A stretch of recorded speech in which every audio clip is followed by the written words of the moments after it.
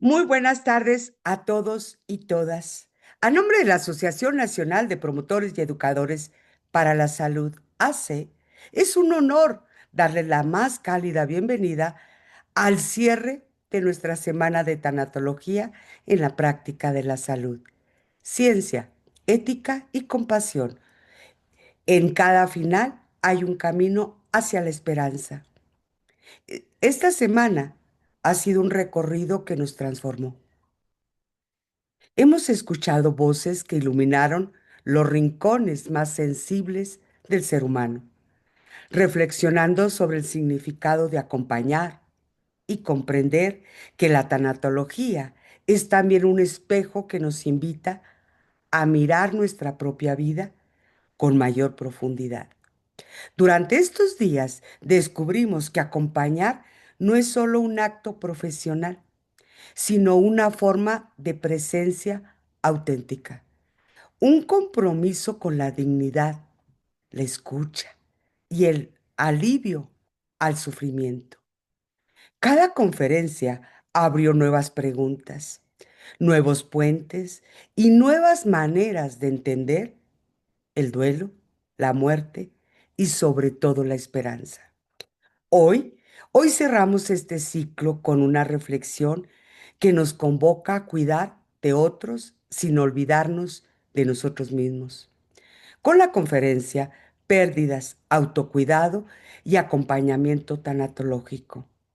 Un espacio para reconocer que quienes acompañan también sienten, también cargan, también necesitan sostén, porque el autocuidado no es un lujo, sino una pausa.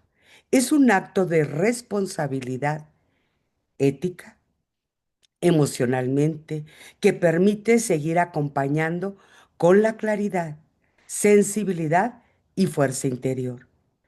Que este último encuentro nos recuerde que incluso en medio del dolor, en medio de la pérdida, seguimos siendo capaces de encontrar la luz, que acompañar es un gesto de amor y que cuidarnos es la manera más honesta de seguir diciendo con valentía sí a la vida. La esperanza continúa. Y me permito presentarles al maestro Brando Hinojosa Delgadillo, que nos acompaña esta tarde y que le damos las gracias por estar con nosotros. Gracias, maestro, por compartir su tiempo, su pasión por estos temas, su conocimiento, pero también sabemos que hoy viene un poquito enfermito de su garganta y que está aquí como todo profesional. Gracias, maestro. El maestro es licenciado en gerontología por la Universidad Estatal del Valle de Toluca. Es maestro en estudios del proceso de la muerte y el desapego por el Instituto Superior Profesional de Toluca. Es candidato a doctor en tanatología por el Instituto Mexicano de Psicología. Se desempeña como docente universitario en diversas instituciones educativas en el Estado de México. Es coautor del libro Pérdida, Sanación y Esperanza, visiones tanatológicas para afrontar los duelos. Ha participado como ponente en diversos congresos y talleres a nivel nacional e internacional en el ámbito de gerontológico y tanatológico. Maestro, bienvenido a AMPE Su Casa. Gracias por estar con nosotros. Muy buenas tardes, noches a todos los que nos están viendo ya y a los que nos están siguiendo la transmisión en Facebook, aquí en Zoom. Es un placer nuevamente estar con AMPES participando y más que eh, en eventos pequeños, digámoslo así, en eventos grandes, internacionales. Me he sentido muy halagado con esta semana que se ha venido participando con los demás colegas que hemos estado escuchando a lo largo de esta semana, de estos días, y ver que la tanatología no se tiene que seguir dando esa pauta de crecimiento, de escucha, de atención y de acción. Y es por ello que estamos hoy aquí también. esa pasión que yo le tengo a esta temática, a esta área y disciplina científica, es muy grande y me apasiona el día de hoy estar con todos ustedes participando también de esta temática que hoy vamos a compartir y de poder reflexionar, porque también es un punto muy importante el que yo quiero compartir, el que quiero dar a conocer también el día de hoy, que es cómo autocuidarnos, cómo sanar también esa cuestión de pérdidas y en su momento brindar ese acompañamiento tanatológico. Sin duda alguna, son aspectos importantes que como profesionales del área de la salud debemos de tener. Y sin más preámbulo, me voy a dar pauta nuevamente de nombrar la ponencia del día de hoy. Pérdidas, autocuidado y acompañamiento tanatológicos. Su servidor, Brandon Hinojosa. Y el día de hoy, bueno, pues vamos a conocer un poquito sobre esta cuestión de las pérdidas, el duelo, por supuesto, porque a final de cuentas va conectado a una pérdida. Y en su momento, ¿qué es lo que nos va a conllevar entonces a un autocuidado? De teniendo en cuenta que parte de un vocablo en específico que es el cuidado, donde vamos a dar esa pauta también de participación para conocer cómo es que nos cuidamos, pasando posteriormente a una cuestión de acompañamiento tanatológico. Y bueno, creo que de alguna manera daremos esa reflexión final céntrica, ¿no? Y acotada, diría yo también, para finalizar nuestra temática del día de hoy. Entonces, sin más preámbulo, quiero aperturar el día de hoy con una reflexión que sin duda alguna nos encontramos ya en la recta final del 2025 y que invito a todos los colegas que están aquí en la sala Zoom, en Facebook, que puedan hacer un recuento de todo lo que se ha vivido en este año. Y bueno, Eva Márquez nos comparte esta reflexión que a la letra dice, nuestra vida está plagada de encuentros y pérdidas, pero hay momentos en donde las segundas abundan como si fueran burbujas de jabón sopladas por una tarde dominical. Brotan cual soplas por helado, grandes y pequeñas, de alguna manera también efímeras, dejando la sensación de que el tiempo paró unos instantes. ¿Qué impacto es darse cuenta de que el reloj nunca se detuvo, o no para todo el mundo? Tal vez sentimos que el nuestro aguantó la respiración unos segundos o minutos y ahora se ha vuelto a tomar aire.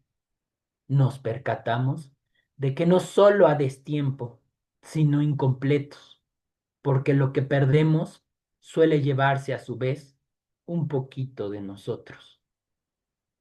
Hace poco hacía un recuento de todo lo que he perdido en este año, tanto de lo metafórico o simbólico, como de lo material y corpóreo. Es así como quiero entonces generar esa introspección en cada uno de ustedes, porque es importante retomar todo este año, qué hemos logrado, qué hemos hecho, en qué hemos dicho fracasé este año o no avancé, qué propósitos cumplí o qué aspectos de mi vida no mejoré o cuáles de ellos sí. Esto es algo muy importante. ¿Por qué? Porque de esa manera el ser humano clasifica de forma positiva y de forma negativa todos los aspectos que vivimos día con día. Sin embargo, diría, no solamente es esa cuestión de clasificar qué aspectos positivos o negativos tenemos, sino también qué estamos aprendiendo de estas circunstancias de la vida, porque de cosas positivas y negativas siempre vamos a aprender. Y he ahí la importancia entonces de poder generar ese análisis propio. ¿Qué recuento de este año de forma metafórica han perdido, de forma material, de forma corporal. Es muy, muy importante también ver qué amistades nuevas hicimos, qué amistades atrás dejamos, qué personas sumamos a nuestra vida y a qué personas también dejamos ir. Las circunstancias, sin duda alguna, son importantes porque también demarcarán pues esa evolución de salir adelante, el tener en cuenta esa resiliencia que como seres humanos tenemos, que ante cualquier adversidad nos levantamos y cómo continuamos. Entonces, eso es lo que el día de hoy quiero compartirles. Y quiero irlos leyendo en los comentarios, quiero que vayan igual compartiendo qué piensan acerca de esto. ¿Es importante? ¿No es importante? Creo que a lo largo de este año 2025, si hacemos un recuento a nivel social, hemos vivido mucha violencia, mucha inseguridad, pero al mismo tiempo también cultura, tradiciones, momentos con familia, profesionales, no, sin duda alguna, pero ¿qué más hemos logrado? ¿Qué más hemos tenido? En lo personal también puedo compartir, he vivido enfermedad, no solamente propia, sino también de familiares, de seres queridos, pero hasta el día de hoy continuamos viviendo. Creo que si hacemos realmente ese recuento de este año, nos daremos cuenta de muchas cosas que son valiosas. Y reitero, no solamente positivas o negativas, de todo estamos aprendiendo. Entonces, he de ahí la temática. ¿Qué pérdidas he tenido hasta este momento del 2025? ¿Qué cuidado me he brindado a mí mismo hasta el día de hoy? Y en su momento he sido acompañado o he brindado acompañamiento. Creo que es algo que nos dará mucha pauta el día de hoy para continuar de la misma manera o en su momento tener como que ese punto rojo de luz que nos dice, mejora, continúa, evalúate, exprésate, ¿no? Entonces, bueno, para dar la siguiente pauta, tenemos aquí una pregunta detonadora para todos ustedes y me gustaría escucharlos, leerlos, más bien. ¿Qué es una pérdida para ustedes? ¿Qué entienden por pérdida? Vamos a dar tiempo, maestro, para que nos contesten tanto en Facebook como en Zoom. Y le Ujú, recordamos nuestro número 56 51 57 48 06. Y la pregunta que hace el maestro, ¿qué es una pérdida? Y vamos a esperar para que nos contesten por aquí. Aquí nos están contestando ya vía Zoom.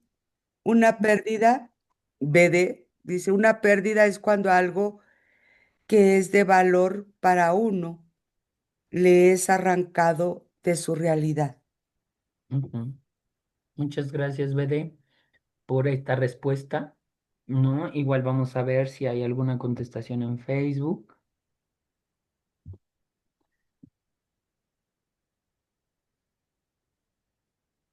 Todavía no llega nada por aquí a Facebook. Ujú. Eh, Claudio nos dice perder un ser querido y saber que no volveré a verlo físicamente. Jubilación, entre comillas, diría, entre comillas, entre paréntesis de pregunta, en signos de pregunta, la ausencia de una persona o de una condición o situación. Como tal, vamos a ver ahorita, inclusive esta parte de la jubilación, si es que pudiera ser una pérdida, Aquí en ¿no? Facebook, maestro, dice Linda, pasar por un proceso de duelo. Pasar por un proceso de duelo. ¿Qué conlleva eso? Una pérdida. Ahorita lo vamos a ver. Siguen acá en Zoom contestando. la ausencia de una persona, de una condición o situación. Hemos estado con apego a un trabajo que no es para nosotros o que no viene con nuestro propósito. Separarse de algo, de alguien, dejar de ver, tocar algo a una persona. Un desprendimiento involuntario, una despedida esperada o no definitivamente. Es carencia o ausencia de algo o alguien y puede provocar dolor, la separación de alguien o algo, Aquí en Facebook dice, situación. Marta, ya no tener algo que antes estaba. Mm. Muy bien, pues vamos a continuar. Gracias a los que nos han estado dando esta pauta de sus respuestas, quienes igual sigan contestando. Vamos a ir revisando poco a poco las respuestas. Si hay algún otro comentario, maestra, lo puede aperturar. Ujú. Bueno, se ha perdido? Seguramente se han perdido varias cosas, varias cuestiones. Y quiero ahora sí adelantarme y posteriormente regresar. El autor Weiss nos da esta pauta al respecto de lo que es una pérdida. Y me agrada la manera en cómo la define. De alguna manera nos, per- nos permite conocer una perspectiva también sobre este aspecto.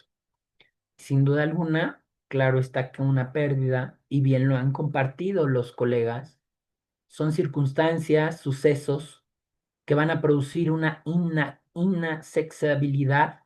Ujú. No te permite acceder a esa situación, ujú, que emocionalmente es importante. ¿Ok? ¿Qué quiere decir esto? Que de alguna forma se va, ¿no? Bien lo decían, de forma fugaz, de forma espontánea. Entonces, es algo visto en general como algo que te provoca dolor e incluso desorientación. Maestro, Entonces, maestro, aquí en Facebook sí, sí, sí. dice Blan, muerte física, algo que ya no está, pero que estuvo. Ujú. Y aquí una más, Jessica, es pérdida, es carencia de algo que uno tenía. Carencia de algo que aún no tenía. Muy bien, muchas gracias por compartirlo, maestra. Entonces, realmente vemos esa carencia, ¿no? Esa no accesibilidad a esta cuestión que uno tenía y que a partir de ese sujeto, de ese suceso súbito, de alguna manera, pues te va a generar entonces esa desorientación y dolor, ¿no? ¿Qué importancia vamos a darle entonces a todo ello que hemos perdido a lo largo de la vida? ¿Y qué es lo que has perdido, lo que hemos perdido a lo largo de la vida? Tal vez puede ser la muerte de algún ser querido, la pérdida de un trabajo, que no precisamente se llegase a hablar de la jubilación, aquí haciendo y acentuando esta parte, o en su momento ver esta cuestión de la pérdida de un trabajo por ese proceso de jubilación. Ujú. Por el proceso de esta misma índole se puede tener esa pérdida, ¿no? El que uno pierda alguna mascota, alguna casa, ¿no? Algún sueño simplemente es una pérdida. El que uno pierda la relación de una pareja, de un noviazgo o de un matrimonio como tal, implica también esta cuestión de una amistad, ujú, de una etapa de vida también, si hablamos a nivel académico, el ir transitando de la primaria, del preescolar a la primaria, secundaria, preparatoria, también implica una pérdida. A nivel social lo vemos como un logro, el seguir creciendo a nivel académico. Sin embargo, es una pérdida porque no vuelves a tener la misma relación entre tu escuela, tus maestros, conforme sigues avanzando. Entonces, si alguien o alguno de nosotros no visualiza esto, realmente pues lo dejamos pasar por desapercibido. Sin embargo, son pérdidas, son cuestiones que te permiten crecer, que se te van ahora sí de la mano en su momento. y nunca vuelve a ser lo mismo. Pero es ahí donde debemos de acentuar esta situación. Entonces, pérdidas, vamos a tener muchas, muchas cuestiones. Y dirían, creo que algo que quiero compartirles es ello. No por el hecho de ser adultos o el que haya en su momento personas mayores, quiere decir que ellos poseen más pérdidas o menos pérdidas. Todo ser humano vive pérdidas y eso es algo muy importante. De hecho, me gustaría lanzarles igual la pregunta. ¿Quién me quisiera compartir cuál es la primer pérdida que vive el ser humano en la vida? ¿Cuál es la primer pérdida que vive el ser humano en la vida?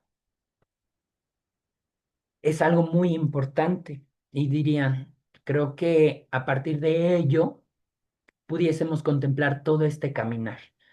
Pero les digo, ¿cómo lo vemos? ¿Desde el lado negativo o desde el lado positivo donde generamos también ese aprendizaje Aquí están poniendo en su, es la pérdida del vientre materno, del vientre materno? A cuando ver, la vamos a ver madre algún otro nos deja comentario. de dar de comer, Nos deja de dar de comer. Muy bien. pérdida del tete, Ujú. El cobijo y el pecho de mamá van muy acertados en esa parte. El nacimiento como nacimiento. tal. ¿Sale? Vamos a dar esa pauta ya de respuesta. Efectivamente, el parto, o en este caso la cesárea, cuando nace un bebé, es la primera pérdida que el ser humano tiene en la vida. ¿Por qué?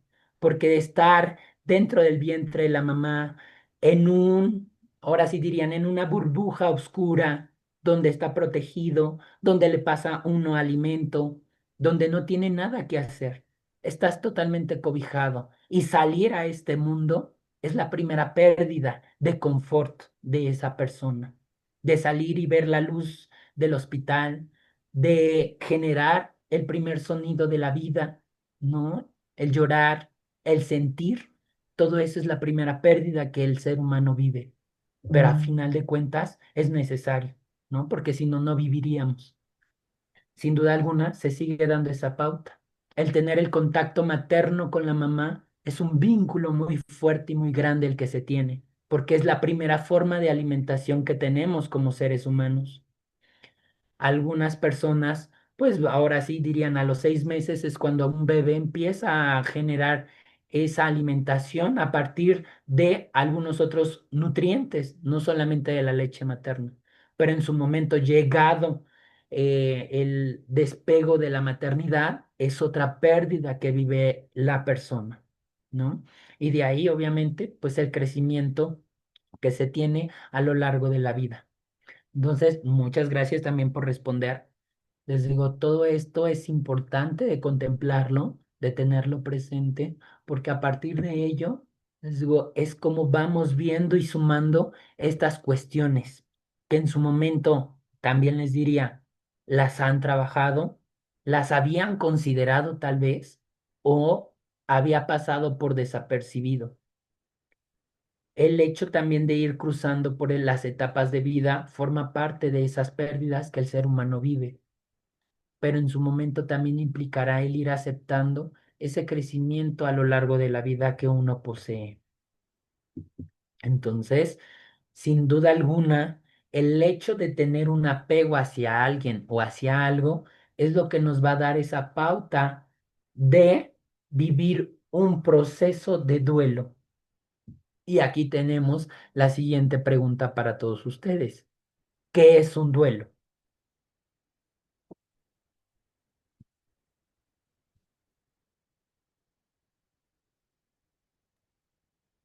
Vamos a esperar, maestro, vamos a esperar a que nos tenga por aquí la respuesta. Y Sí, sí, sí, un minutito. un minutito. Le recordamos el número de AMPES 56 51 57 48 06. Vamos a ver, creo que es viernes, maestro, y todo el mundo está Ujú. cansado, agotado. Un Mm, poquito, pero estamos dinamizando la participación, la conferencia, para que también no se haga pesada, ¿verdad? Y así creo que eso es es. algo muy importante de agradecer. Gracias a todos los participantes, porque es viernes, efectivamente, ya después de toda una semana larga de jornada laboral, pues es de agradecer realmente su presencia, porque eso quiere decir que quieren seguir aprendiendo de tanatología, que quieren seguir ampliando ese conocimiento. Y la verdad, me siento muy honrado porque me permiten su tiempo el día de hoy. Entonces, es muy valioso y agradezco esa parte. Así es, maestro. Si alguien admira a su servidora en todas estas semanas, en todas las semanas y eventos, son las personas que entran el viernes. En Y que a viernes. veces el tema está tan hermoso que duran hasta las 8, ¿no? Y aguantan. Y Sí, están, sí, sí. y wow. Ya hay algunos comentarios por aquí. Dice, es un Sí. proceso necesario para poder llevar una pérdida, dice Elizabeth en Zoom, ¿sí? Ujú, Yesenia, un proceso de adaptarse a la pérdida. Flor Ángel, la no aceptación de una pérdida. ujú. David, un mecanismo de adaptación por parte del doliente para poder asimilar la pérdida. Tere Herrera nos dice es un proceso psicológico y emocional que pasamos después de una pérdida. La no aceptación de una pérdida, el proceso de adaptarse a la pérdida, proceso necesario para sobrellevar una pérdida, Y aquí, tiempo que nos damos para meditar y concientizar, asimilar, aceptar nuestras pérdidas. maestro, y aquí en En Facebook. Facebook. Ujú. Dice Ríos, es un proceso que se tiene que pasar para asimilar alguna situación hasta llegar a la aceptación. Jessica, duelo es ese momento en el cual uno está dimensionando la pérdida. Francisco, la pérdida de algo o alguien que es muy importante transcurrir. Y creo que es todo.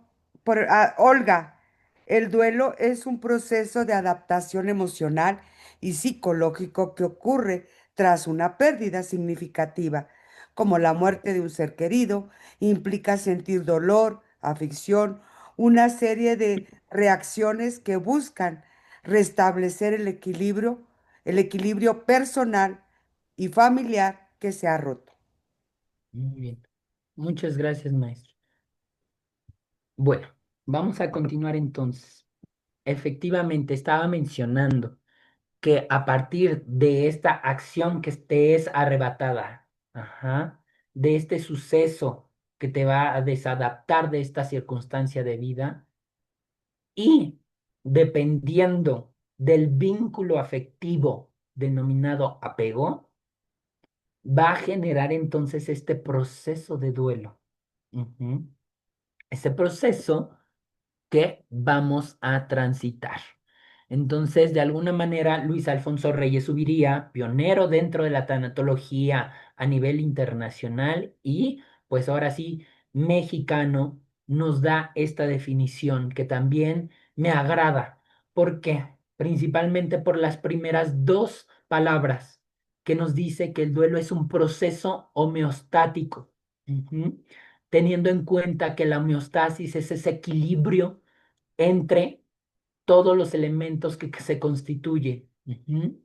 En este caso, en la persona, viendo el área biológica o el área física, el área psicológica, el área social y el área espiritual. De alguna forma, es un proceso de homeostasis, ¿no? De un equilibrio que se tiene que buscar, que se tiene que encontrar y que de alguna manera hacia quién está ligado este proceso, pues hacia esa persona sobreviviente, hacia esa persona doliente, ujú, que tiene que adaptarse nuevamente por la pérdida que tuvo y que en su momento eso le va a permitir vivir con plenitud. Ujú. Entonces, de esa manera denominamos lo que es el duelo y aquellos podremos entonces ahora identificar si nos encontramos en ese proceso. Y bueno, retomando también el modelo de las 5 etapas de Elizabeth Kubler-Ross, ¿no? Tenemos un cierto número de fases por las cuales se vive. Sin duda alguna no son lineales, son alternas.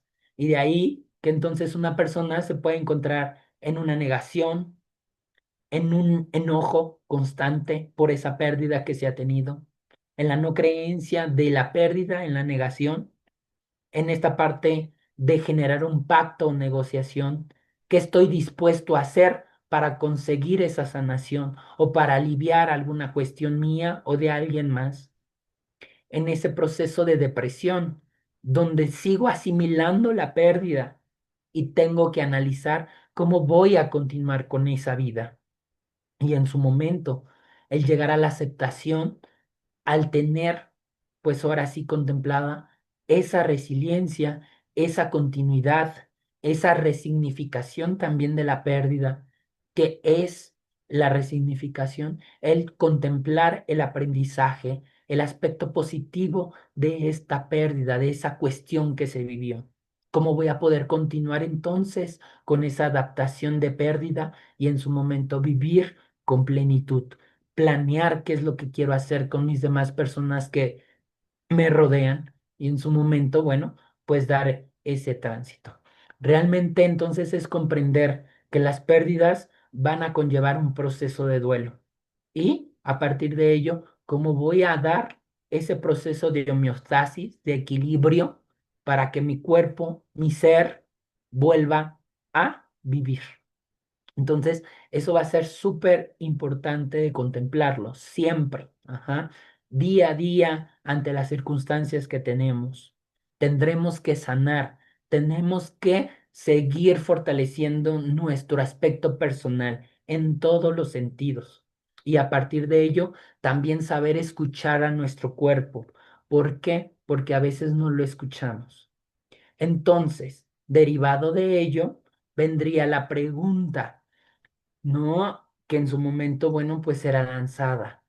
¿Qué vamos a hacer o qué haces tú para cuidarte? Quiero aquí hacer otro breve paréntesis al respecto de la tanatología. La tanatología como tal entonces va a albergar este conocimiento. Ujú. Qué es la pérdida y cómo se trabaja ese proceso de duelo. En su momento, ir generando, obviamente, a nivel terapéutico, un acompañamiento e intervención tanatológica. Y bueno, bien lo dirían que a principios del siglo XX, la tanatología solamente era contemplada como un aspecto que estudiaba la muerte y los cadáveres.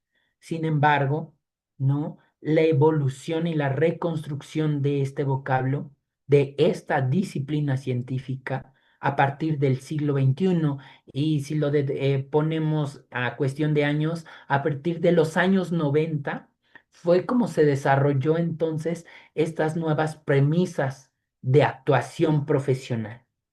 Y se dice ahora que la tanatología como tal tiene esa premisa importante de enseñar al paciente a vivir con el dolor y no en el dolor ante las pérdidas.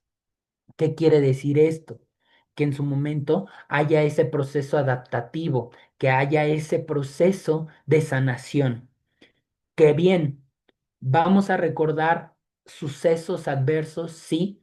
Nos va a generar nostalgia, claro que sí, pero no vamos a sufrir ni nos va a generar mayor aflicción. Esa es la diferencia de que si se vive en el dolor, una persona va a estar siempre sufriendo, siendo afligida y no sanando esa oportunidad. Entonces, debemos de aprender a vivir con ese dolor. La pérdida es lo que nos va a permitir trabajar en ese proceso de duelo para salir adelante. Ujú. Entonces, es la premisa importante que la tanatología actualmente maneja, que nos da y que nos brinda. Ujú. Entonces, no lo olvidemos. Tenemos que aprender a vivir con el dolor y no en el dolor. Ujú. Esto será súper importante. Entonces, a partir de ello, surgirá esta cuestión. Ok, nos da ese acompañamiento. La tanatología nos permite conocer nuestras pérdidas y en su momento trabajar el proceso de duelo a partir de las emociones que nosotros podemos reflejar. Pero reitero, ¿tú te has escuchado a ti mismo? ¿Te has permitido generar esa introspección general en tu cuerpo? De ver tal vez cómo reacciona ante la pérdida, ante la situación, ante el estrés diario, ante la actividad laboral que haces, cuando tú te relajas también, cómo tu cuerpo se comporta, cómo se comporta cuando haces actividades al aire libre. Si eres una persona activa a nivel de ejercicio, a nivel nutricional, te cuidas, cómo procesas todos esos aspectos en tu vida y qué es lo que te conllevará entonces, tanto como profesional como persona, el hecho de cuidarte. Y es ahí entonces donde viene esta otra pregunta. ¿Qué es para ti el cuidado? ¿Qué entiendes por el cuidado? Si en algún momento nosotros como profesionales de la salud, ahora sí vayan compartiendo sus respuestas y ahorita los vamos leyendo. Voy a dar a esta siguiente premisa. Si nosotros como profesionales del área de la salud no nos cuidamos, ¿cómo pretendemos cuidar a otros siendo una persona, una tercera persona a la cual le vamos a brindar un cuidado? Porque recordemos que siendo profesionales de la salud, el trabajar con nuestra propia familia, pues a veces no es posible, ¿no? Y más por esta cuestión relacional que tenemos. Entonces, realmente esa es la pregunta. ¿Cómo profesionales nos cuidamos? ¿Realmente nos cuidamos? ¿Qué hay al respecto, maestra? Sí, aquí en Facebook ya están contestando qué es para ti el cuidado y Liliana contesta, es el autorrespeto. El autorrespeto. ¿Nos respetamos a nosotros mismos? ¿Cómo lo hacemos? Por acá en Zoom tenemos el cuidado, es cuidarme primero a mí, descansando, no estar rodeada de todo el mundo, comer bien y también cuidar a los míos. Acciones que buscan asegurar el bienestar y la salud de una persona, incluyendo la atención y las necesidades físicas, emocionales y sociales. Muchas gracias, Luz. Muchas gracias, Natalie, por sus respuestas. Y ¿Alguien más? vamos a esperar aquí en Facebook. No tenemos por el momento ninguna respuesta más sobre... Sí, GESA nos dice acción de atender, proteger o asistir a alguien o algo implicando esmero, diligencia y responsabilidad. ¿Alguna otra maestra? Sí, aquí Caro en Facebook dice amor propio, procurar nuestro descanso, buena alimentación y ejercicio en Facebook. Y aquí Martínez Yare, cuidar primero de mí para después hacerlo en mi familia. Aquí en Zoom dice Claudio Aponte. Em, Protegerme y proteger a otros. ajá. Y Tere Herrera dice, es la atención que brindamos para proteger algo o a alguien. Ujú. Ujú. David, Fernando Cisneros es la acción de atender, proteger o asistir a alguien o algo implicando esmero, diligencia y responsabilidad. Acciones que buscan mantener un estado de bienestar tanto físico como mental. David Bravo. Gracias. aquí en Facebook, dice Blan, conciencia que somos humanos, tomar conciencia de que somos humanos y no estamos exentos de enfermar, por ello procurarnos. Ríos dice en Facebook, es la protección a uno mismo y a los demás. Muy Eso es bien. lo que está por aquí en Facebook. Aquí en... Elizabeth nos dice, es la acción de autoestima que debemos tener para nosotros mismos y para poder brindar adecuadamente a otros seres humanos. Y es correcto, todos han acertado también dentro de este aspecto. El cuidado va a conllevar a una serie de acciones que generamos para un bienestar propio. Entonces, a eso lo estaríamos encaminando uno mismo, ¿no? Como tal, autocuidado. Si nosotros cuidamos a alguien, pues vamos a brindar esa serie de acciones, ¿no? De protección, de diligencia, de respeto, ujú, a alguien más. Pero creo que eso es algo muy importante. Y podríamos mencionar que a partir de la pandemia, el profesional de salud se dio más cuenta, o quisiera verlo de esa manera desde mi punto personal, el profesional de la salud se dio cuenta de cómo vive su trabajo, su labor día a día. ¿Por qué? Porque en su momento a nivel hospitalario tenías mucha demanda, mucha atención, tanto que no podías ni ir al baño o comer, tanto que estabas también enfermo porque podías contagiarte y tenías ese temor de contagiar a tus seres queridos. En su momento también fueron punto de agresión por parte de la sociedad. La sociedad no nos cuidó en su momento. Y en su momento también reconocieron esa labor, porque éramos los únicos que íbamos a estar al frente de. Creo que anteriormente, claro está, ¿no? Se ha trabajado el síndrome de Burnout como tal, ¿no? El síndrome del quemado, que implica pues esta parte de un cansancio crónico, ¿no? Pero creo que fue más visible durante la pandemia y a partir de ello hasta nuestra actualidad. Creo que da esa pauta ahora de cómo profesionales nos cuidamos. ¿Qué hacemos? ¿Haces ejercicio? ¿Te alimentas bien? ¿Duermes bien?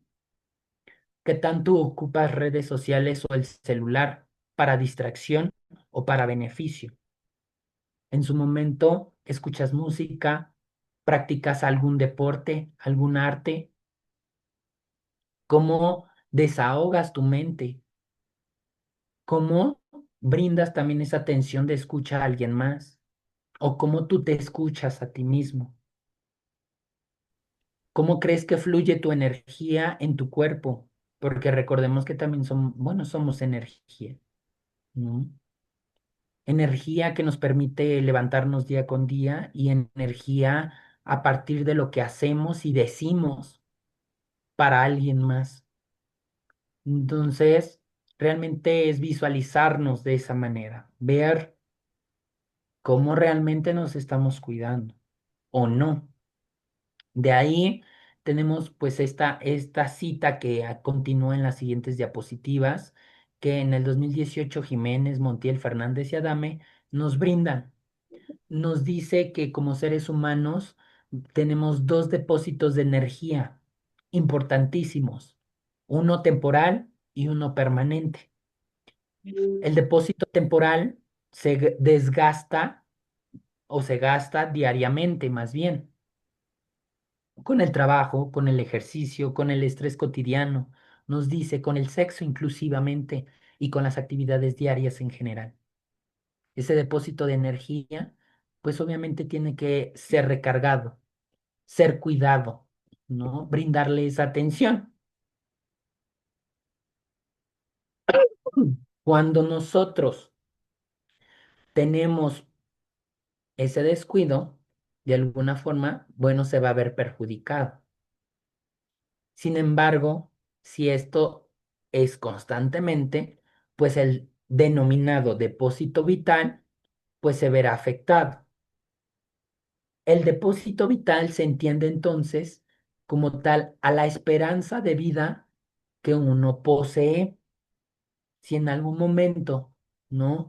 Tenemos una esperanza de unos 70, 80 años, más o menos, y si lo desgastamos, pues en algún momento esa esperanza de vida se va a ver reducida, ¿no? Entonces, nos dicen estos autores, si no dormimos bien, si no comemos adecuadamente, si no hacemos ejercicio, si vivimos odiando o con rencores, si tenemos estrés en nuestra vida, si abusamos del alcohol, las drogas, la comida, no permitimos que ese depósito diario de energía se vuelva a llenar y comenzamos a utilizar nuestra energía de ese depósito vital, que en su momento, obviamente, pues va a deteriorar nuestra calidad de vida y acortarla. Entonces, he aquí lo siguiente. Por ello hay personas de 50 años que se han dedicado solo al trabajo y que al jubilarse están físicamente deterioradas y anímicamente agotadas. En cambio, hay otras personas de 80 años que parecen de 50. ¿A qué creen que se deba eso? Es importante porque ese autocuidado no lo hemos hecho, pero diría no solamente a nivel físico, sino a nivel mental. Algo muy importante que también nos dicen estos autores es que como seres humanos poseemos diferentes niveles o dimensiones: el nivel físico, el nivel mental, el nivel espiritual y el nivel emocional. Cada uno va a tener características particulares y obviamente una densidad energética diferente también. ¿Qué vamos a entender en este punto con estas palabras, conceptos que he mencionado? Que de alguna manera, y efectivamente, ¿no? Cada persona posee un código genético, una carga genética, que si no la nutrimos bien, si no hacemos ejercicio, pues se va a ver detonada por enfermedades crónico-degenerativas. En su momento, entonces, esa carga energética va a transitar en nuestro cuerpo, en la forma en cómo pensamos, en la forma en cómo solucionamos problemas y tomamos decisiones. Implicará ver la parte mental y emocional. ¿Cómo me encuentro en esos aspectos? Ujú. Y el nivel espiritual estará involucrado a cómo me veo a mí mismo y cómo me relaciono con los demás, aunado a la creencia religiosa que cada uno podamos tener.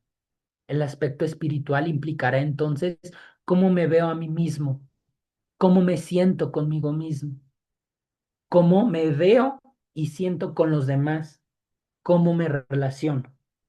Y les digo, y por último, contemplará esa creencia religiosa a la cual depositaremos también el hecho de cómo nos relacionamos. Entonces, implica muchísimo, sin duda alguna, este aspecto de ver por nosotros, de ver cómo estamos y a quién pedimos ayuda, a quién vemos. Para darles un ejemplo de una actividad, porque nos conllevaría también mucho tiempo y que sería parte de otra clase y sesión, me encantaría que se pudiera dar de forma virtual, porque se puede hacer. Y si me lo permite la maestra Magdalena, pues en su momento lo programamos. Es una actividad que nos permite sensibilizar a nuestros sentidos. Y les menciono, es algo que los invito a que lo hagan en casa. ¿Cómo se hace? Cierro mis ojos, cierran los ojos y en un lugar que sea cotidiano para ustedes, en este caso puede ser su habitación,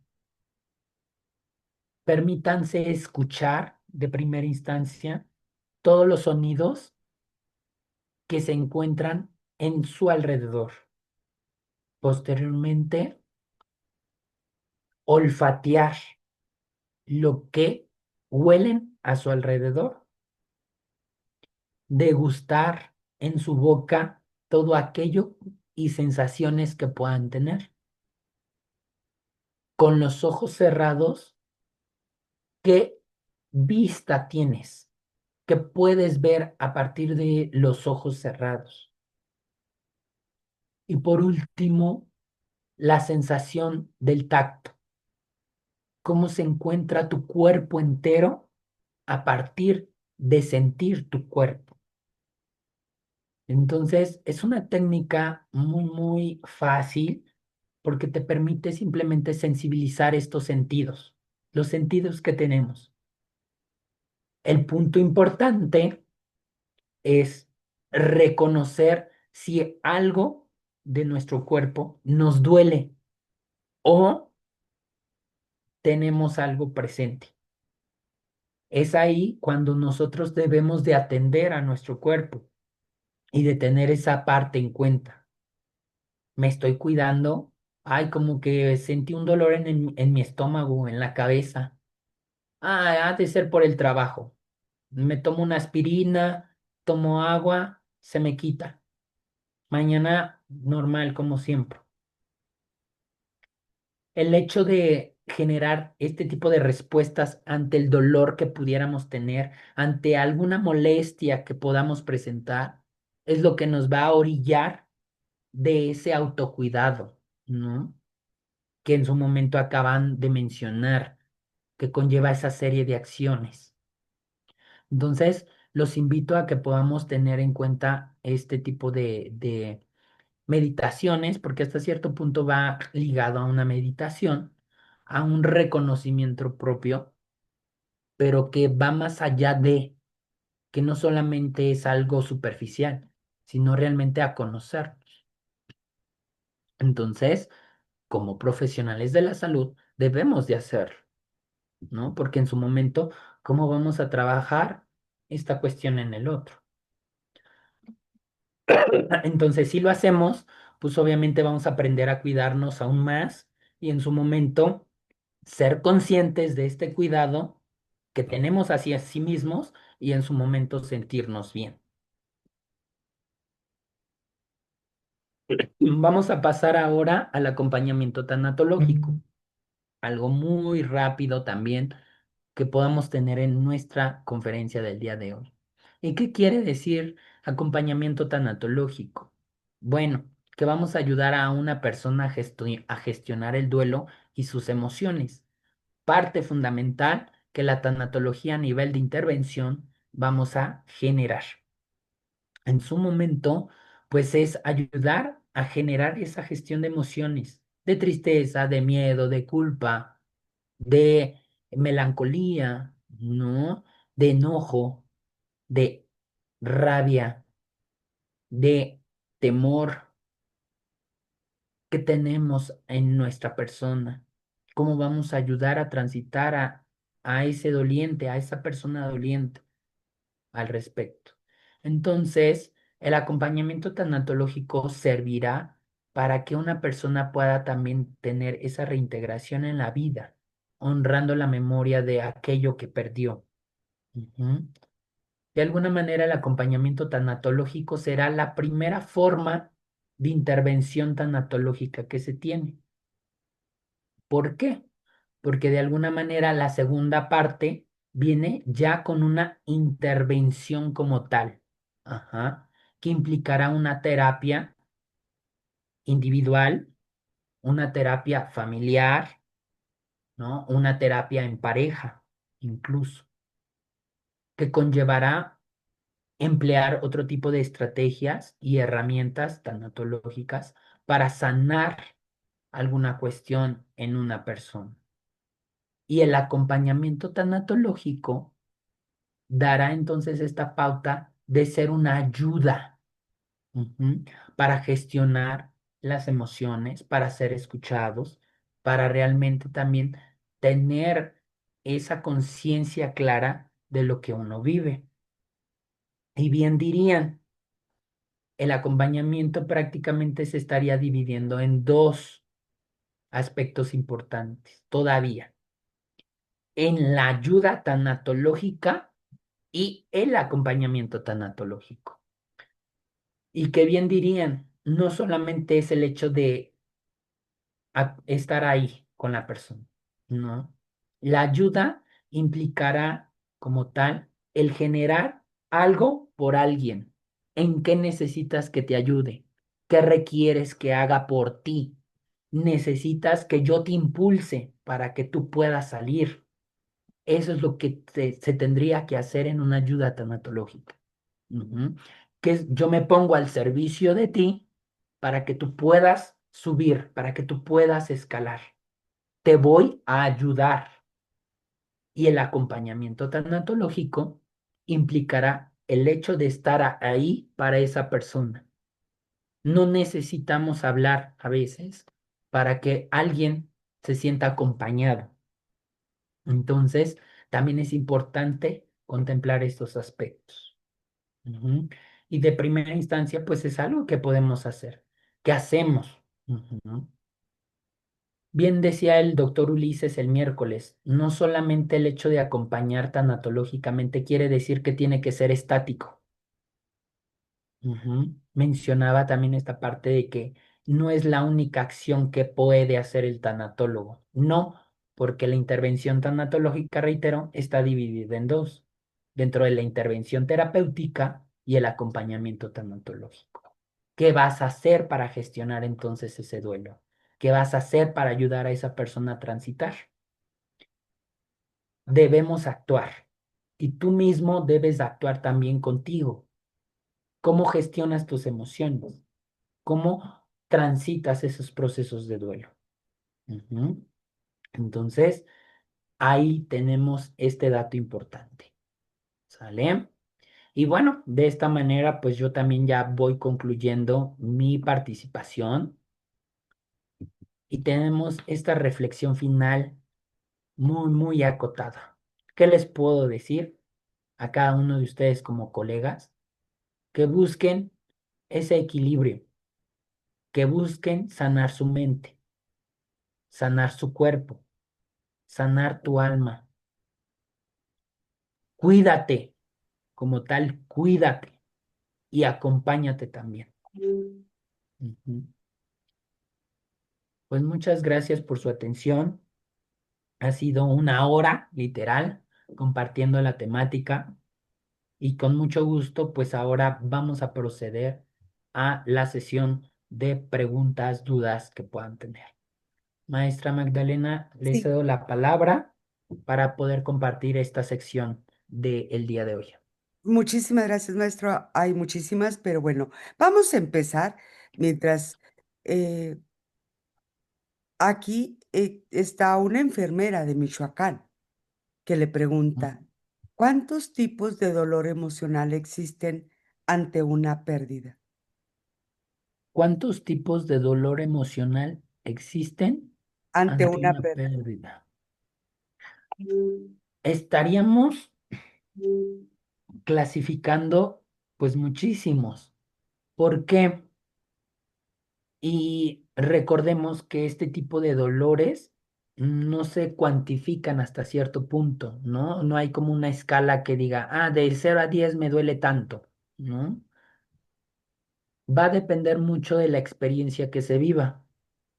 El dolor emocional puede encontrarse ante cualquier tipo de pérdida. En este caso, lo estaríamos, si vamos hacia la pérdida de un ser querido como tal, pues dolor emocional por la pérdida de un hijo, por la pérdida de la pareja o del cónyuge, por la pérdida de los padres, por la pérdida de un hijo no nacido, ¿no? Creo que serían uno de los primeros clasificados que tenemos.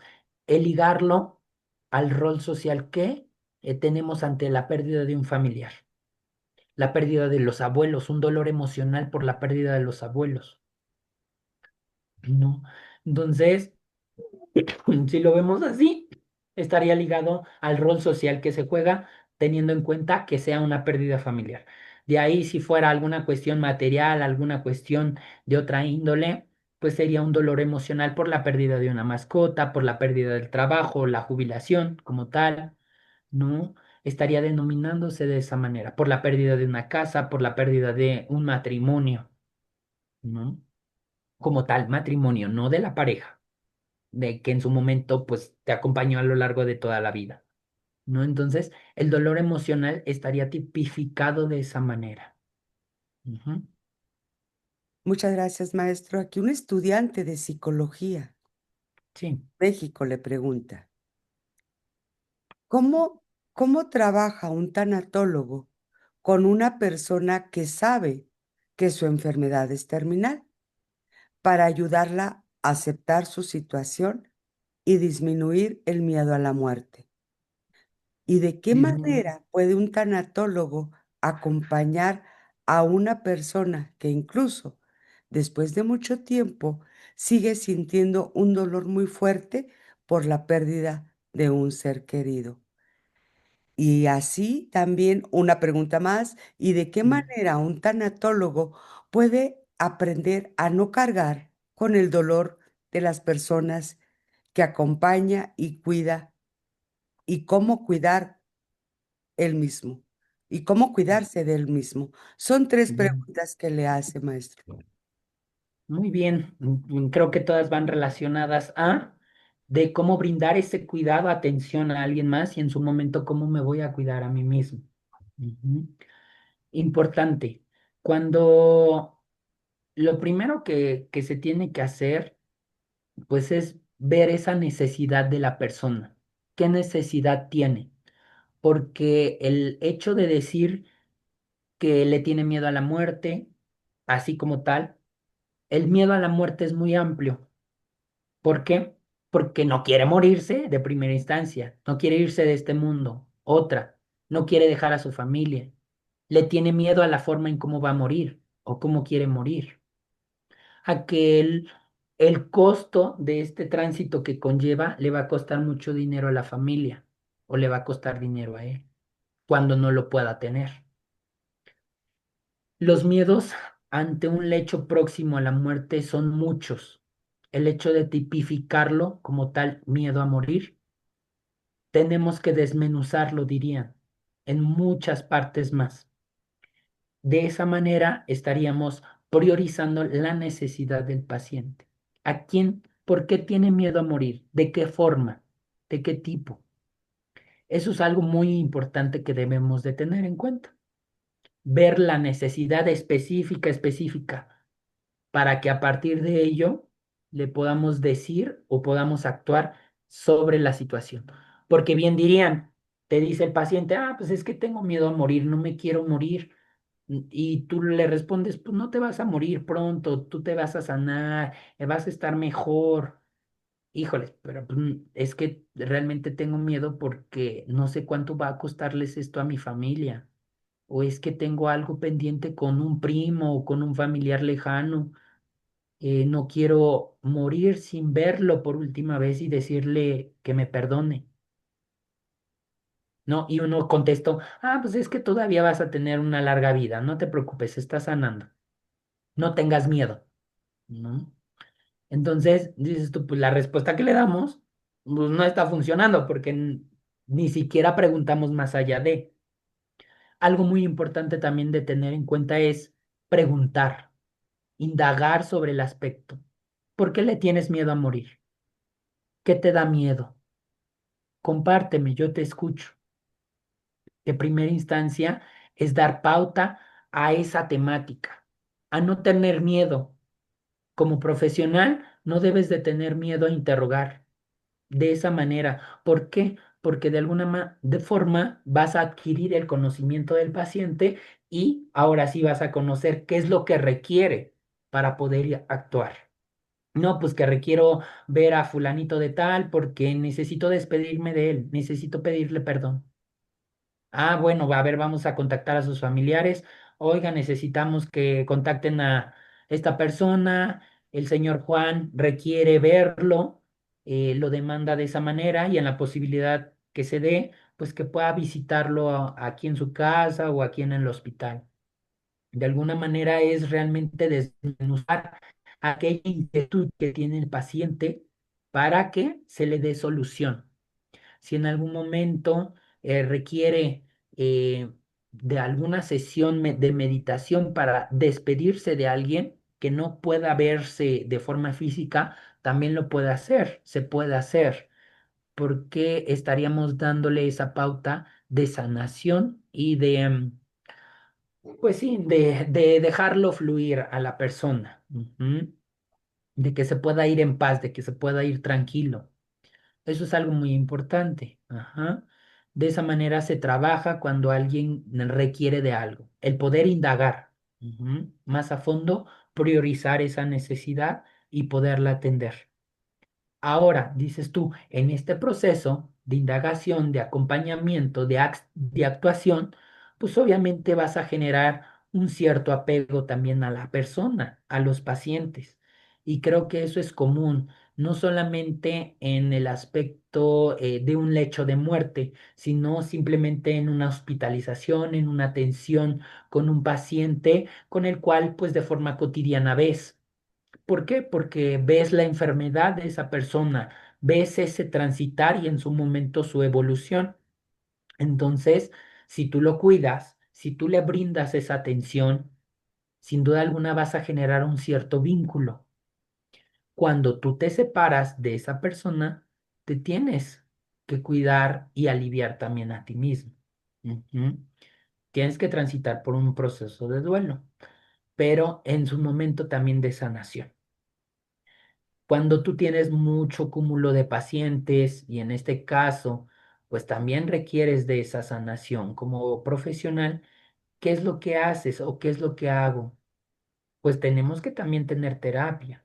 Tienes que tener también esa consecución terapéutica para no cargar con nada, con realizar tu trabajo con entrega, con pasión, con esa delicadeza, con esa empatía y humanismo, pues es lo que debemos de darle y proporcionarle al paciente y no quedarte con eso, de que, híjoles, tenía que darle la medicina a tales horas y no se la di. Ah, no le va a pasar nada. Híjoles, pero al otro día ya no está la persona. ¿Por qué no le di el medicamento? Y ahora tengo esa culpa o ese remordimiento. Híjoles, le hubiera limpiado su cara, su rostro. Me lo pedía y no lo hice. O en su momento sí lo hice, ¿no? Y se fue la persona en la noche. A ti te tocaba trabajar o cuidarlo al otro día y pues ya no llegó al día. Ah, pues hice esto por él. Agradezco. Creo que algo que debemos también de aprender como profesionales es el hecho de agradecer, porque agradecemos el momento en que conocimos a esa persona. Por su enfermedad o por alguna otra circunstancia lo conocimos, pero debemos de agradecer el hecho de que la circunstancia que vivió a nosotros como profesionales nos permitió aprender también de él, de ver cómo se comportaba ante la enfermedad, de ayudarle a aliviar y a mitigar el dolor. Debemos de ser agradecidos. Entonces también es una forma en cómo podemos trabajar esa sanación ante un duelo de una pérdida de un paciente o ante el hecho de consultar a varias personas, les digo, es ese proceso terapéutico el que debes de tener, el agradecer, el no quedarte con nada, el expresar también a nivel emocional en tu espacio, con las personas con las que tienes confianza también. Debes de tener una red de apoyo importante, ya sea familiar o con amigos, debes de tener esa red para que también puedas desfogar esa energía, compartir experiencias, el hecho de hacer ejercicio, claro está, el hecho de hacer alguna limpia espiritual también, porque yo lo hago, es importante, porque recordemos que manejamos energía, somos energía. Entonces, debemos también tener como que esa limpia propia. Ujú. Y ese seguimiento terapéutico. Entonces, de esa manera priorizamos necesidades de las personas, ayudamos y también aprendemos nosotros a cuidarnos y a sanar, ¿va? Es lo que puedo decir en estas preguntas, maestro. Muchísimas gracias, maestro, aquí en Facebook. Dice Liliana, entonces, ¿no se tipifican las emociones en la pérdida? Más bien es según lo que se haya perdido, el significado personal que uno tenía ante lo que se perdió. El significado personal ante lo que se perdió. No, sí se tipifican las emociones. Dependiendo de la pérdida, vamos a buscar la emoción que presenta la persona. A nivel tanatológico y dentro de la intervención tanatológica, se da esa pauta de las emociones. Ok, yo traigo una pérdida por la ausencia de un hijo, o por la desaparición de un hijo, o por un hijo no nacido. Ok, ¿cómo te sientes al respecto? ¿Cómo has transitado esta situación? Ah, no, pues de esta manera, no he estado siempre enojado porque los doctores no hicieron lo posible mi marido no me apoya, yo sigo pues ahora sí con sueños, soñando a mi hijo, queriendo comunicar con él, estoy muy, muy, muy enojada o estoy triste. Dentro de esta parte de conocer más ampliamente el hecho y de cómo se siente la persona, vamos a reconocer las emociones que presenta y a partir de ello se va a trabajar terapéuticamente. Ujú.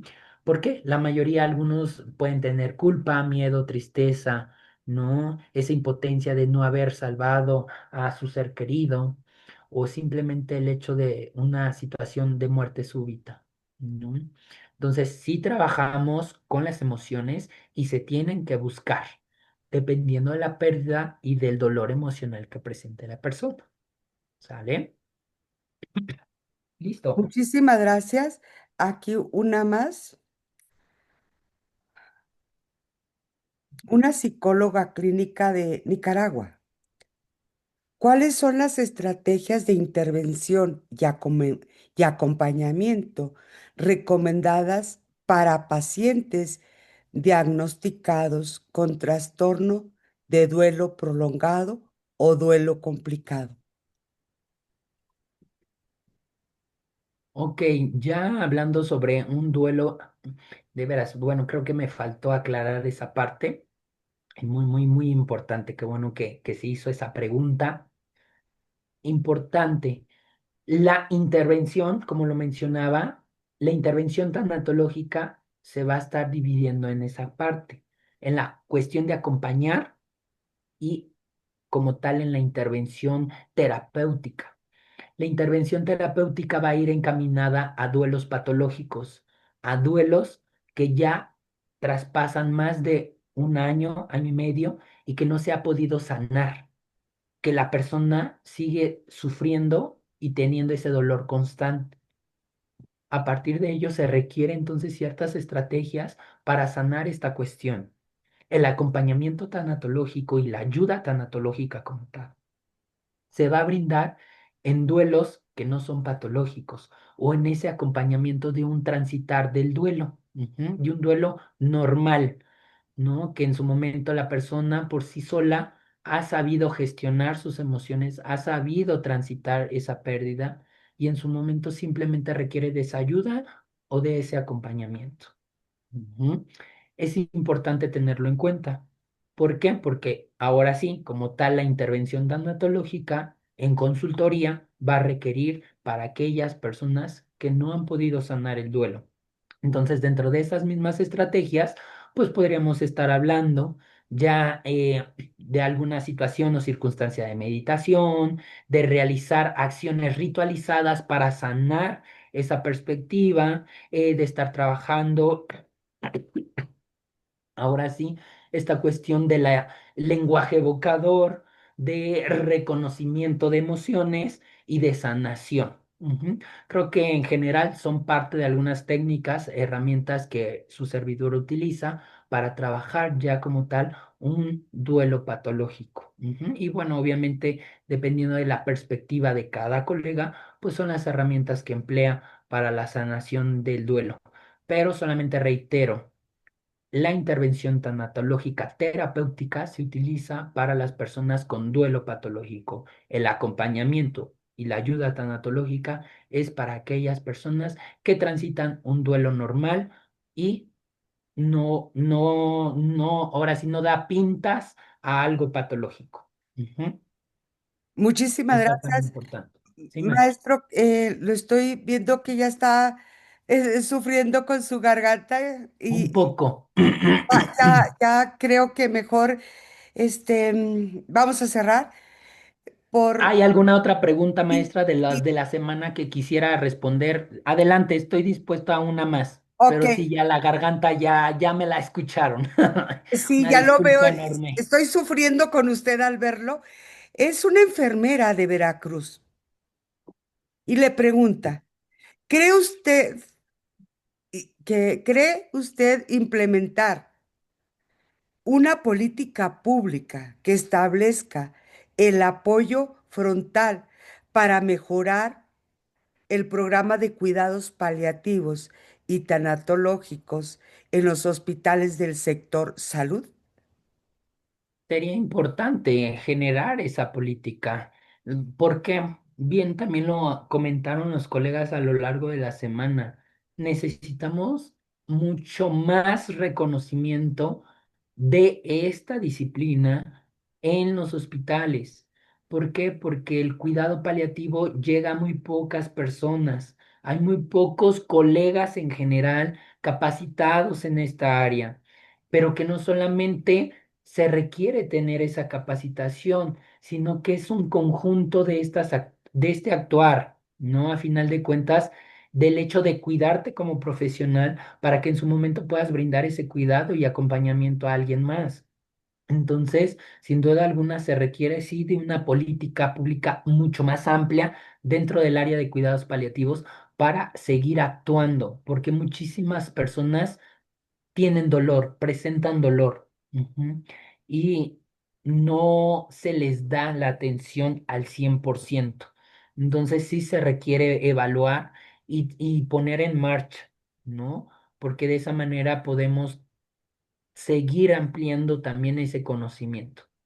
Y claro está, ya para cerrar la respuesta a esta pregunta, pues la Asociación Nacional como AMPES son de las instituciones, asociaciones que tenemos a nivel nacional, que el hecho de que tengamos este tipo de eventos académicos y ustedes como participantes nos permite seguir también analizando, ampliando, divulgando el conocimiento desde el área de la tanatología y obviamente pues las demás áreas que AMPES presenta, ¿verdad? Porque en septiembre estuvimos trabajando suicidio, ahorita es tanatología, la próxima semana dirían, haciendo comercial, ¿verdad, maestra? Ujú. Viene una semana sobre diabetes, me parece, ¿no? Ujú. Entonces, todos estos temas que se divulgan de esta manera nos permiten generar ese punto rojo de decir, a ver, ¿qué conocimientos hay al respecto?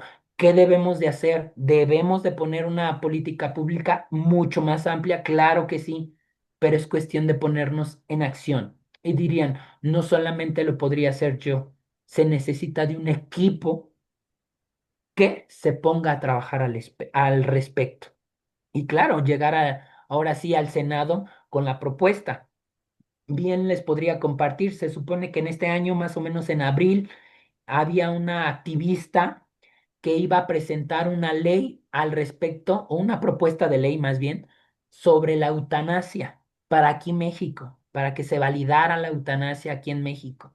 Entonces, cuando yo la vi, dije, wow, dije, es algo importante que se requiere a nivel de cuidados paliativos, a nivel de atención de personas con enfermedades terminales que en su momento, pues bien dirían, sigue siendo prohibida, es algo que está prohibido, pero en su momento el poder trabajar tal vez el suicidio asistido, ¿no? No como tal la eutanasia, pero sí el suicidio asistido.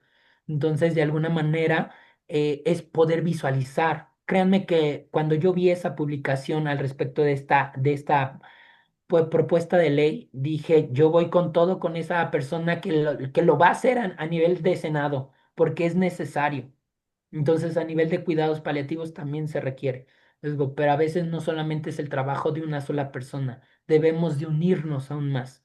Y les digo, y obviamente AMPES, gracias a ello, pues podemos darnos cuenta de esas necesidades que tenemos. Ujú. Y obviamente, claro está, pues el poder actuar. ¿Va? Muchas gracias, maestro. Aquí en Zoom dice Elizabeth, en Uruguay se acaba de aprobar esta ley. Felicidades, Uruguay. Felicidades, sí, sí, sí. Sí, sí. Y hablando de políticas públicas, como asociación, nosotros podemos presentar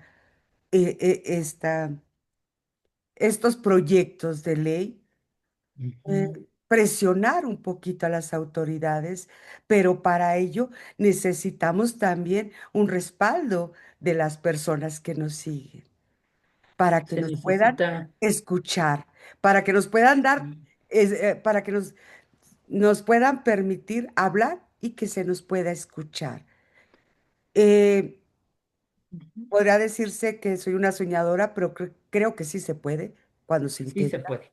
Y creo que no es por presumirles, pero creo que en AMPES hemos dado pasos pequeños pero firmes para lograr una comunidad que seamos capaces también de exigir lo que se nos requiere, ya como leyes, cuando menos como leyes, como programas. O sea, es importante que los políticos aprendan a escuchar cuál importante es que se distribuya el dinero a este tipo de programas Ujú. de de educación en todos los niveles, en cuestión de salud, de la eutanasia, de tantas y tantas cosas que necesitamos en cuestión de salud. Ojo, no es por echarle flores a nuestra carrera, pero dentro de nuestra licenciatura de promoción y educación para la salud, nos prepararon para lograr apoyar a la comunidad y que fueran ellos los que presentaran ciertas iniciativas a sus comunidades, con su presidente municipal, con su diputado, y hay mucho trabajo por hacer. Y ahora sí, maestro, voy a terminar el anuncio y el llamado, porque su servidora venía con un mensaje para ustedes como AMPES y pedirle su ayuda a todos los que nos escuchan ahorita o nos van a escuchar más tarde o más noche. Ayúdenos a crecer, a lograr que para este 2025 cerremos con 10,000. Es solamente así las autoridades nos pueden escuchar, nos pueden voltear a ver. Yo quiero decir algo, maestra, Adelante. complementando, claro está, su respuesta y que es algo también, ¿no? Que soy partidario de ese aspecto. Cuando uno quiere proponer algo para tu país, claro está, es un trabajo que se puede lograr, claro que sí, pero que también empieza desde pequeñas acciones que van desde ti mismo, posteriormente hacia tu familia o tu círculo social más cercano. Estaríamos hablando posteriormente a ello a nivel comunidad, a nivel municipal, a nivel estatal y posteriormente pues llegar a las grandes ligas. Sin duda alguna es algo que también, colegas, les propongo que podamos actuar desde nuestras comunidades, sumándonos a esas propuestas con el H ayuntamiento, los diputados, porque si proponemos y actuamos, capacitamos y hacemos todo lo posible, podremos ir creciendo con ese tipo de iniciativas a pues, nivel nacional. Me hacían una pregunta en el Zoom que si no sería contraproducente hacer una situación ¿usted cree que la eutanasia asistida regularizada no sería contraproducente? Yo te diría que no, porque tendría que hacerse dentro de los aspectos de la ley, pues ahora sí un examen riguroso hasta cierto punto para quienes pudieran acceder a esta finitud de la vida, porque como tal la eutanasia estaría dando la finitud a la vida de esa persona, dadas las circunstancias que presenta. Entonces, diría, no solamente sería una cuestión de que, yo vengo para que me apliquen la eutanasia. Oye, pues a ver, espérate, ¿por qué la quieres? ¿No? ¿Quién más opina lo mismo? Es un trabajo colectivo, pues inclusive familiar del mismo paciente y del profesional de salud. De alguna manera, dirían, creo que el hecho de ayudar a morir a otros va a generar sin duda alguna diferentes puntos de vista. Son respetables, claro está, pero si en dado caso se llegara a hacer aquí en México, pues se tendría que analizar muy bien ese aspecto para quién sí y para quién no, o en su momento ver cómo mitigar el dolor a esas personas, ¿no? Entonces es lo que te podría decir. En lo personal, yo lo veo de esa manera. Tiene que ser una situación rigurosa para poder decir usted sí es candidato o usted no es candidato. Vamos a ver qué otra opción paliativa podemos ofrecerle, ¿no? Y bueno, listo, maestra. Bueno, muchísimas gracias y ahora sí, agradecidísimos con el maestro y como una vez más, una delicia aprender de usted y de su mano, maestro. Y la Asociación Nacional de Promotores y Educadores para la Salud, AC, otorga la presente constancia al maestro Brando Dane Hinojosa Delgadillo, maestro en estudios del proceso de la muerte y desapego, por su excelente participación como ponente en la conferencia Pérdida, autocuidado y acompañamiento tanatológico. En nuestra semana de tanatología, en la práctica de la salud, ciencia, ética y compasión. En cada final hay un camino hacia la esperanza. En conmemoración del Día del Tanatólogo y Tanatóloga en México, que fue el 3 de noviembre, en su modalidad virtual desde la Ciudad de México, hoy 14 de noviembre del 2025 y firma por la mesa directiva la licenciada Arely Vázquez Tecante, secretaria, la licenciada Alma Esperanza Martínez Aguirre, vocal, y su servidora. Maestro, muchísimas gracias. Gracias por estar con nosotros. Espero se reponga rapidísimo, que ya mañana pueda usted trabajar bien y reciba un fuerte abrazo de corazón a corazón en la distancia, maestro, y le pedimos que si nos puede regalar un mensaje para concluir esta semana y esta ponencia, para aquellos que nos van a escuchar mañana, más tarde, o en nuestro canal de YouTube. Adelante, maestro. Claro que sí, maestra. Em, de forma general, agradecido con todos ustedes hasta este momento por seguir participando en la ponencia, en las preguntas. Sin duda alguna, el hecho de ser tanatólogo no es fácil. Y es por ello, dirían, quiero hacer énfasis en ese aspecto del por qué el 3 de noviembre es el día del tanatólogo. Porque se menciona, o a partir de ello se eligió el día, porque transitamos durante, a nivel cultural, al respecto del Día de Muertos, de esa nostalgia, de esa melancolía, de esos sentimientos encontrados de saber que nuestros seres queridos regresan a vernos, de ofrendarles algo. El hecho de generar ese acompañamiento dentro del área tanatológica es lo que nos da el reconocimiento al tanatólogo el día 3 de noviembre. Ujú. Y de decir, aquí estamos.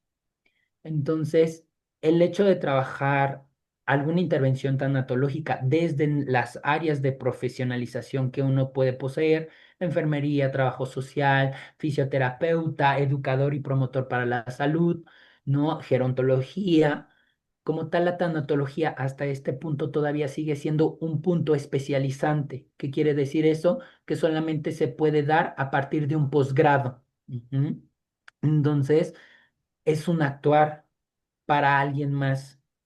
Y yo este año, como tanatólogo y compartiendo en redes sociales, vi la siguiente frase, que es de Montaigne, y nos dice, si necesitamos de una partera que nos traiga al mundo, más necesitamos de un hombre más sabio que nos saque de él.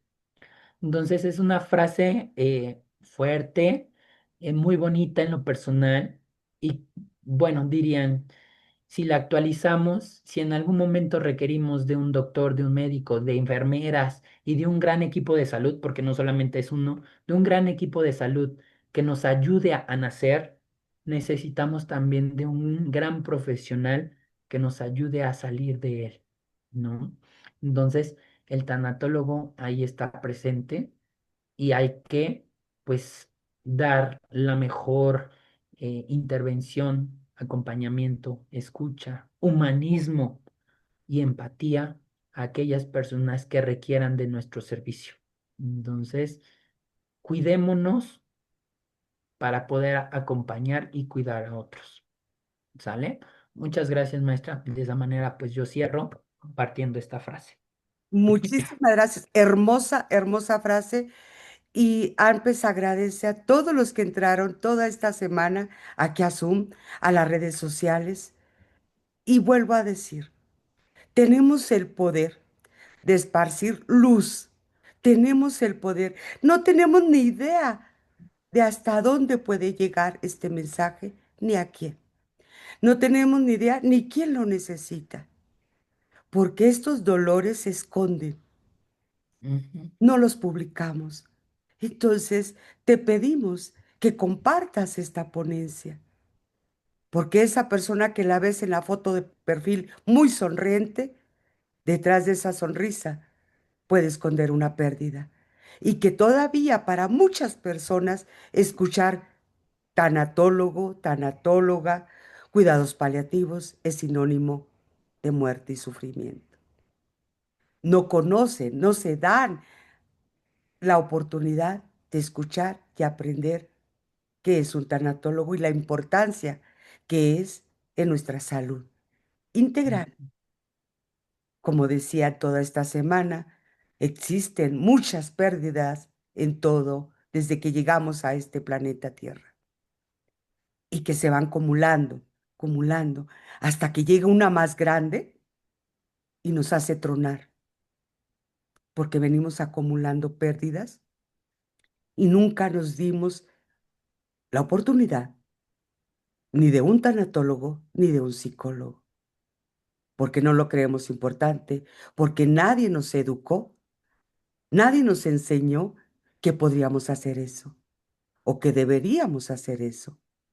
Hoy nosotros tenemos esta gran oportunidad de poder difundir para que nuevas generaciones hagan uso de estos profesionales de la salud como un tanatólogo y sufran menos en cada pérdida y aprovechen más todo lo que la vida tiene para cada uno de ellos.